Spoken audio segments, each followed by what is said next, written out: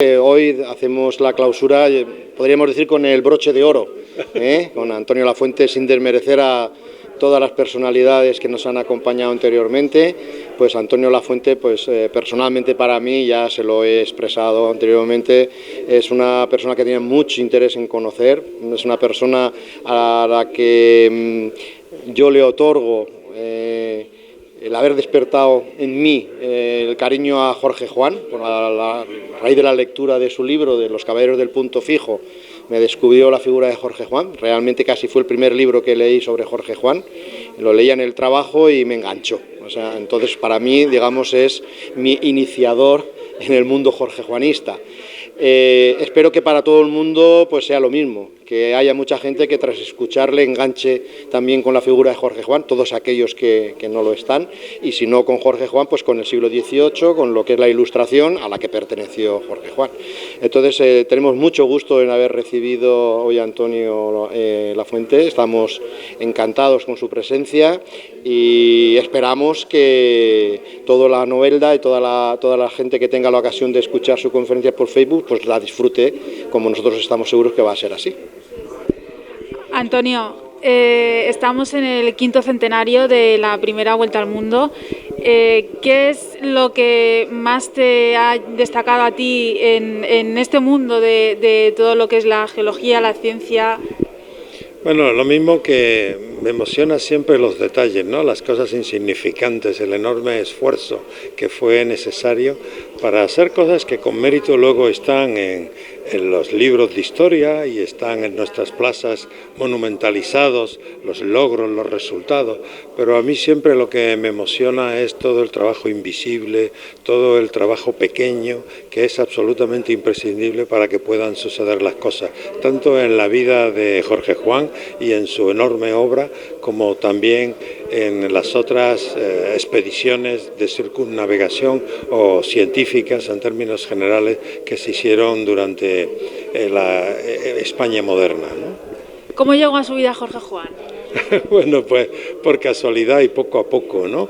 En realidad yo quería hacer una tesis doctoral que no estuviera obsesionada con la idea del fracaso, ¿no? En términos generales, cuando yo soy físico de formación y de pronto empezó a interesarme saber si en España habíamos tenido ciencia alguna vez, ¿no? Entonces no quería entonar el canto tradicional de explicar por qué en España no había ciencia, por qué en España era un país atrasado, por qué era España un país distinto al resto de los europeos. Y a diferencia, lo que yo quería era tomar una figura más o menos exitosa y intentar explicar por qué tuvo éxito. O sea, justo lo contrario que había tendido a ser la historiografía tradicional de la ciencia y la cultura española. Y Jorge Juan me fue creciendo. Alguien me dijo, yo creo que este chico fue importante, ¿no? Y realmente lo fue. Y luego pues fui descubriendo más cosas, en los archivos descubrí miles de detalles interesantes, aprendí de sus viajes, no solo el que hizo para la expedición del Meridiano, descubrí su trabajo como ingeniero naval, en fin, y poco a poco me fue interesando también su tarea como diplomático, como pedagogo, como académico, y fue creciendo, él se apoderó de mí, no fui yo de él. Ha escrito muchísimos libros, pero nosotros podríamos destacar el libro de Los Caballeros del Punto Fijo. ¿Qué podría usted destacar? ¿Qué es lo que más, de toda la historia que ha conocido sobre Jorge Juan, en esta historia de Los Caballeros del Punto Fijo? Bueno, a mí no sabría responder a esa pregunta, pero creo que Jorge Juan sitúa a España en el centro de un debate que ocupó a todos los científicos y teóricos más importantes del siglo XVIII europeo, y no solo científicos y matemáticos, ingenieros, también novelistas, literatos, periodistas, ¿no? Jorge Juan siempre fue visto como una figura sólida, como una persona de respeto, alguien que merecía confianza, y todo el mundo en Europa habló con mucho respeto de su trabajo, ¿no? Y yo creo que eso sería lo que destacaría. Muy bien. Y sobre la conferencia que va a ofrecer hoy durante esta tarde, ¿qué puede destacar? Bueno, voy a intentar establecer paralelismos entre el mundo de Jorge Juan, entonces, hace 250 años, durante la Ilustración, y el momento actual, que yo creo que podría ser visto como una segunda Ilustración. Entonces voy a conectar aquel mundo que tuvo en su momento mucha importancia, que la tiene para una organización como esta, la Asamblea Amistoso Literaria, que la tiene para Novelda, porque es justo que se sienta orgullosa de tener una figura tan egregia de la cultura y la ciencia española, pero también es un momento que nos sigue hablando, nos sigue interpelando, sigue enseñándonos cosas que tenemos que ser capaces de aprender para incorporarlas a nuestra vida ordinaria. Y es un poco el desafío que me he puesto delante, saber si todavía la Ilustración tiene algo más que contarnos. Muchísimas gracias, vamos a disfrutar de la conferencia. Muchas gracias, muy amable. Gracias. Buenas noches, bienvenidos a la clausura, a la última conferencia de las 8ª jornadas de la Ilustración. O sea que desde que iniciamos con este cartel, con toda la ilusión del mundo desde la Asamblea Amistosa Literaria, el ciclo de conferencias, pues ya hemos llegado al final, y hoy pues tenemos a Antonio Lafuente, que nos acompaña, y para nosotros, creo que para la Asamblea y para los noveldenses, es un honor poder contar con su presencia. Antonio Lafuente es investigador científico del Instituto de Historia del Centro de Ciencias Humanas y Sociales del CSIC. Y es doctor en Ciencias Físicas y trabaja en el Centro, como he dicho, de Ciencias Humanas y Sociales en Madrid, en el CSIC.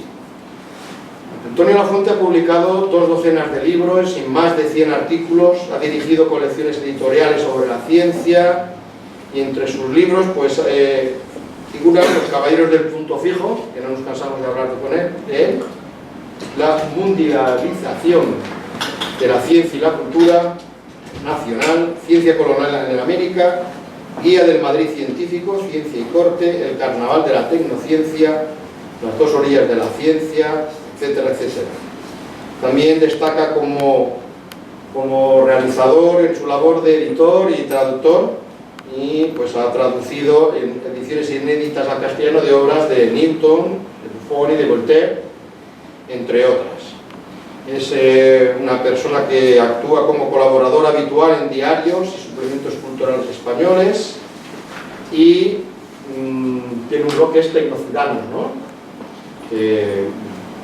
En el cual pues, se pueden seguir, imagino, pues, a los avances y las lecturas, ¿no?, de la relación de las nuevas tecnologías que van surgiendo y los patrimonios. Muy bien, pues actualmente coordina el laboratorio del Procomún, una iniciativa auspiciada por Media Lab Prado de Madrid, y que agrupa pues, académicos, artistas, hackers, activistas, para explorar la posibilidad de encontrar un lenguaje capaz de expresar conjuntamente el elusivo, plural y muy diverso mundo de los bienes comunes. Quiere decirse que tenemos la gran suerte de tener con nosotros a una personalidad de lo que es la ciencia del pasado y de lo que está trabajando en la ciencia del futuro y en la historia del futuro. Así que pues disfrutemos de él, hagámonos muchas fotos y todo esto, porque lo podremos contar a nuestros nietos. Gracias y bienvenidos. Es un honor. Claro, yo antes me preguntaba a la persona que está haciendo ella, que estaba buscando con la vista, y que cuando descubrí a Jorge Juan, ¿no? Y yo lo descubrí poco a poco, lentamente, y fue poco a poco Jorge Juan quien me ganó a mí, no yo que ganara a Jorge Juan. Y desde aquel momento hasta ahora veis en mi doctorado sobre la expedición científica de Jorge Juan a América Meridional, que ustedes conocen perfectamente y puede que mejor que yo, porque hace tiempo que ya no me dedico a estas cosas.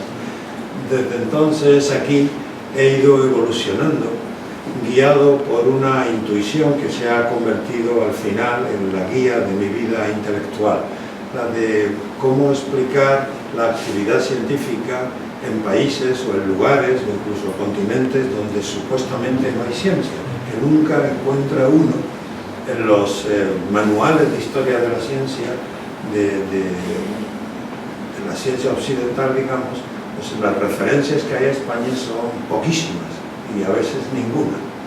Y si en España nos quejamos de ser invisibilizados, cuando cambiamos de continente y vamos a América, el problema se agudiza. Y el que no aparezcamos en una historia general de las ciencias no es sinónimo de que no hayamos tenido ciencia, sino más bien es prueba del poco interés que han tenido esos historiadores por nuestro pasado, ¿no?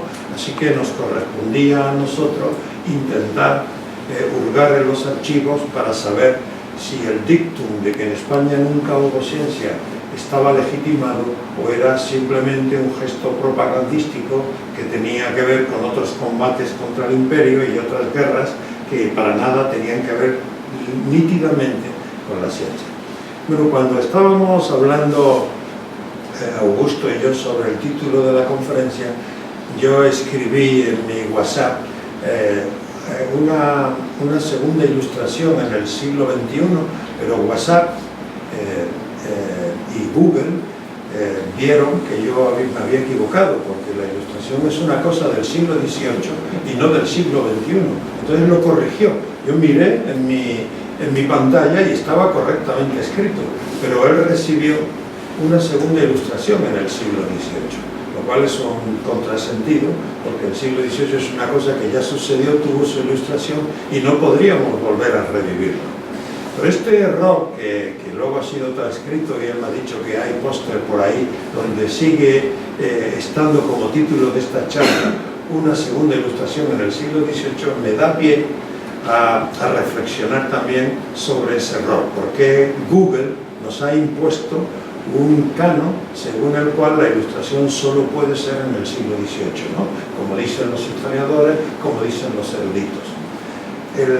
La charla que yo traigo para ustedes hoy no tiene que ver directamente con Jorge Juan, pero sí tiene que ver con el mundo de Jorge Juan, con ese mundo al que Jorge Juan contribuyó decisivamente, y tenemos testimonios de muy distinta naturaleza que confirman que Jorge Juan sí que merece ser uno de los representantes, un sabio representativo de lo que era la cultura de la Ilustración, no en España, sino en toda Europa e incluso en todo el mundo, si es que damos por hecho que el mundo, además de Europa, también era lo que había en la América Meridional y en la América septentrional. Bueno, entonces lo que yo quiero hablar es de esa confusión. ¿Por qué merece la pena hoy interesarnos por el siglo XVIII? ¿Por qué hablar del siglo XVIII puede tener algún interés para nosotros hoy? Pero la primera cosa que me llama la atención, antes cuando estábamos esperando para comenzar este evento, me contó Vicente, me habló de esta fotografía que da cuenta de la inauguración de la estatua de Jorge Juan en 1913. En 1913 también tenemos un autor muy importante, Ortega y Gasset,